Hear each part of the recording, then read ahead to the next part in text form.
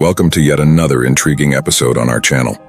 Today we unravel the complex narrative surrounding Hamas, a Palestinian organization that has become synonymous with resistance in the Israeli-Palestinian conflict.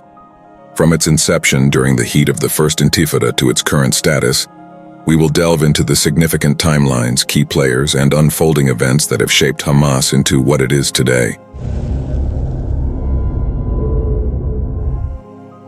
The birth of Hamas.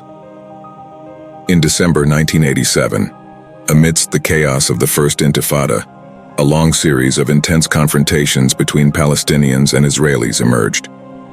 It was during this turbulent time that a group of radical Palestinians, disenchanted with the less aggressive stance of existing groups, decided to form their own organization, Hamas, with the lofty objective of liberating Palestine, including Israeli territories, and establishing an Islamic state across the region.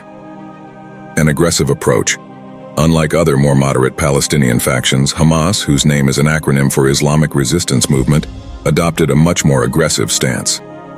This was manifested through suicide bombings and targeted attacks on civilian targets in Israel. The radicalism and aggressiveness of Hamas attracted the support of Israel's adversaries, notably Syria and primarily Iran, who saw an invaluable opportunity to indirectly assault Israel while averting Israeli retaliation.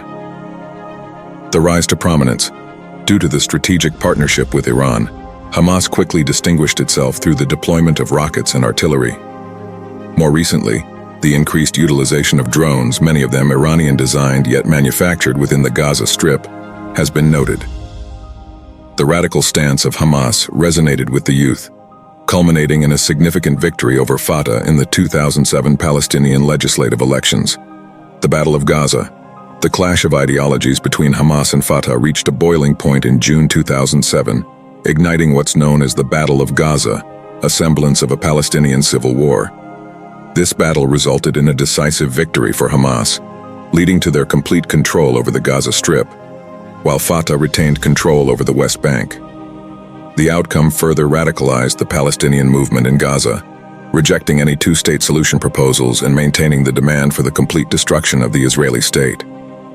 Iran's unyielding support, Hamas's total control over the Gaza Strip, attracted even more support from Iran, solidifying its position as the primary financier and supporter of the group. This support extends beyond weaponry and ammunition to intelligence data, strategic and logistical support in coordinating attacks.